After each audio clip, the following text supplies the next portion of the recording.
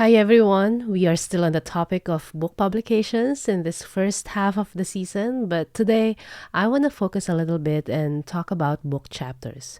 In the last episode, Dr. Santino Rehilme Jr. shared with us his experience in publishing his sole authored book and also publishing an edited volume. If you haven't listened to that episode, I really encourage you to do so because not only did Santino share the differences and similarities between the two writing projects, but he also shared some of his strategies for managing these projects and also writing strategies that may work for those of you who are struggling to find time to write. And in the most recent volume he edited, which will be published in a couple of months, I contributed a chapter. And that chapter expands on an article I wrote about the war on drugs in the Philippines. So, compared to the other chapters I have written, in which I had to really start from conceptualizing the chapter to collecting new data and refining my analysis, that chapter took a relatively shorter time to finish. However, in my experience, I exert the same time and thought into writing a book chapter in the same way when I write journal articles. So, if it takes almost the same amount of effort, what's the value of contributing a book chapter? In this episode, I want to talk to you about the pros and cons of writing book chapters. Scholars Unbound is a bi-monthly podcast or video series that showcases the voices of scholars who know no boundaries when it comes to the pursuit of knowledge. You will hear insights from their experiences as international scholars and how these influence their research, hoping to inspire future scholars to be fearless, global, and unbound. I'm your host, Dalia Simangan. Okay, the first reason why you should write a book chapter is to be in a conversation with a group of scholars who are writing on the same topic or issue. This is what Santino has touched upon in his interview in the last episode.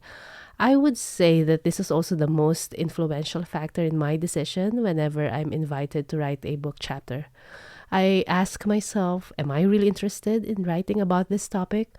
Or do I want to continue being a part of the conversation about this topic? And honestly speaking, if someone who has influenced my work is the editor or one of the contributors of the edited volume, I'm more likely to say yes. I'd love to be in the company of the people I look up to, even in the pages of author bios. Just imagine yourself as the reader. You pick up a book because it is edited by a scholar you are familiar with or because one of the book chapters was written by that scholar. You are also likely to browse the other chapters of the book, right? And this is the benefit of being in the company of scholars that you are engaging in your own work or scholars who are shaping these conversations that you are interested in. And as curious beings and as scholars, we'd like to know what's being discovered or written out there or what's the current debate in our field. Also, we want to know who are those people writing about these topics we're interested in. Of course, we can just search individual articles anytime, but to have all these reading materials in just one book is really handy. It's good for the readers, and it's good for you as the writer.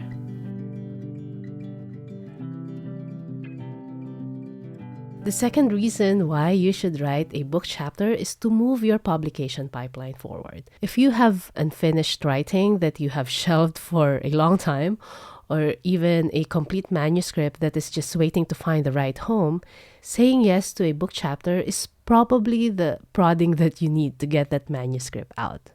Of course, this only applies when the manuscript that you have is relevant to the overall theme of the edited volume. This has happened to me. I was invited to contribute a chapter that is related to the empirical evidence of peace building practices. And I have a manuscript that is about perceptions of peace building that I have shelved because I just couldn't find the time to refine the conceptual framework. It will need some revising for the edited volume for sure, but at least I won't be writing from scratch. I told the editor that I have this paper that needs a bit of revising to fit the book's theme. And at this point, I have to revise to address the reviewer's feedback, and the chapter will be ready for final submission soon. So if you have a manuscript that you're struggling to put out there, saying yes to an invitation that has a deadline will push you to reach the finish line for that paper and finally let it see the light of day. Speaking of reviewers, yes, book chapters are also peer reviewed, but in my experience, it's not as time consuming or as uncertain as the peer review process in academic journals. Provided, of course, that you have a complete chapter already and a respectable manuscript, but you have to revise nonetheless to address the comments of the peer reviewers or the comments of the editors themselves. In academic journals, it can go through several rounds of revision, and you are not sure whether it will be accepted for publication or not until you receive that sweet, sweet email of acceptance.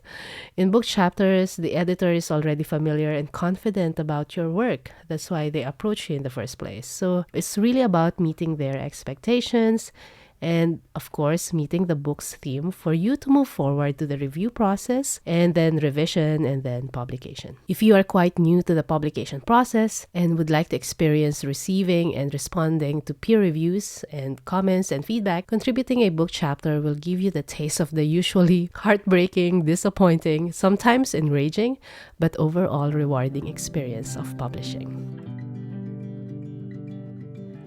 Those are some of the reasons why I say yes to an invitation to write a book chapter.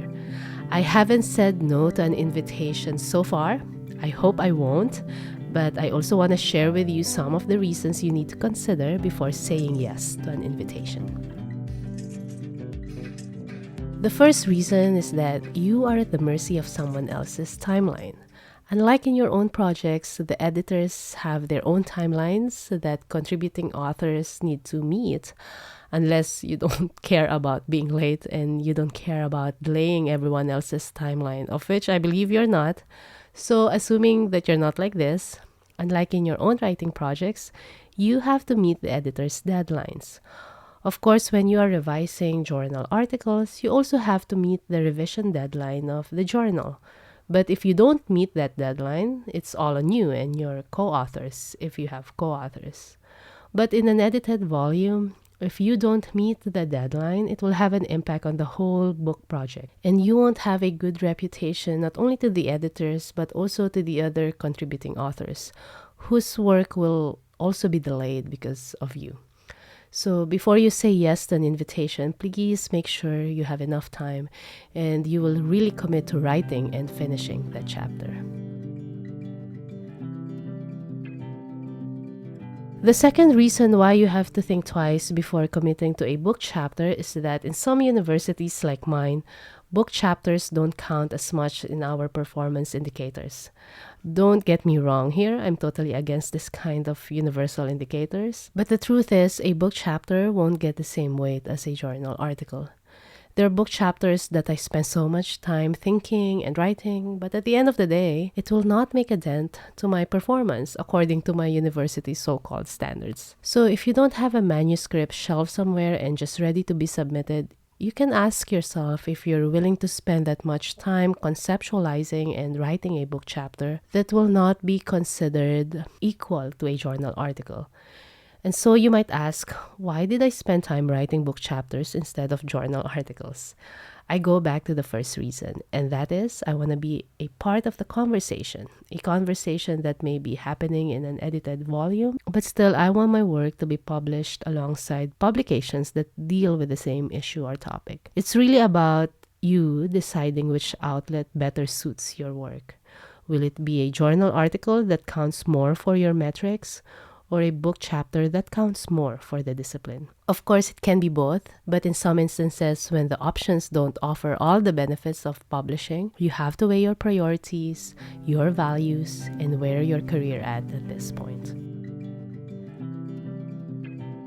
The third reason that is related to the second one is that after you committed writing a book chapter, and after you finished writing the chapter, you may have a change of heart that your manuscript might find a better home in an academic journal instead. I want to give you an example of what happened to one of the book chapters I've written. And all these red flags actually happened After writing the manuscript, I realized that it could have been a better fit into some journals in my field. I was really torn on whether to pull out my chapter or not. And at this point, the editor didn't have a book contract with a publisher yet. So I really had more incentives for withdrawing my chapter because I was quite confident that it can be at least considered by academic journals, which will count more in my performance indicators. And as an early career researcher, it matters to me at this point in my career because these performance indicators will be reviewed for my promotion. But I kept my commitment because I value more my relationship with the academic community and I don't want to burn bridges with the editor. And I also try putting myself in their shoes. It doesn't feel good if someone committed to your project and then they pull out because they think that your project is not as valuable as the other options that they may have. Of course, academics do understand these considerations, especially for early careers. But I think academic relationships are more important to me than impact factors, so I decided to keep my commitment. But as I said earlier, being a chapter contributor means that you are largely at the mercy of someone else's timeline. And so the chapter and the book project itself have been in limbo for more than 2 years now. My chapter was quite time sensitive and I expressed this concern to the editor, but there's really nothing I can do about when it comes to the publication timeline. In retrospect, I thought I should have not committed to the project. I could have submitted my chapter as a journal article and perhaps have it published elsewhere already within the 2 years that have passed. But I'm also aware that this was not really certain. My article could have been rejected or gone through several revisions and still not published within 2 years. But now I just stop regretting my decision, especially if my decision is informed by my values or my priorities at that time. My priorities may have changed over time, but I should not beat myself up for the priorities that I didn't see coming. To recap, 3 of the reasons why you should write a book chapter is that, number 1, your work will be along the work of scholars writing on the same topic or issue you're interested in. Number 2, it can give you the push to complete a writing project and move your publication pipeline. Number 3, it will give you an early experience dealing with peer reviews before jumping into the peer review process in academic journals. And the 3 things you need to consider are, number 1, you will not be in full control of the timeline and deadlines. Number 2, book chapters do not have the same weight as journal articles according to the performance indicators of some universities. And number 3, get your priorities straight and decide for yourself whether a writing project meets your priorities. Writing a book chapter is valuable. It's one of those important activities we do as academics, but is unfortunately not recognized well enough by our institutions. But we are not the institutions. So if you find yourself with an invitation to write a chapter, or if there's a call for chapter abstracts for a book that you're really excited about, go for it. But go for it only after weighing your priorities, rechecking your values, and reviewing your academic mission. My experience, of course, might be different from yours, but I hope the reasons I shared with you today may also be useful when you are deciding on writing a book chapter. Good luck, stay fearless, global, and unbound. Thank you for listening to this episode. Please consider leaving a comment or rating at iTunes or any of your preferred podcast hosting platforms. For details about upcoming episodes and how to support the Scholars Unbound project, visit daliasimangon.com/scholars unbound with the link in our show notes.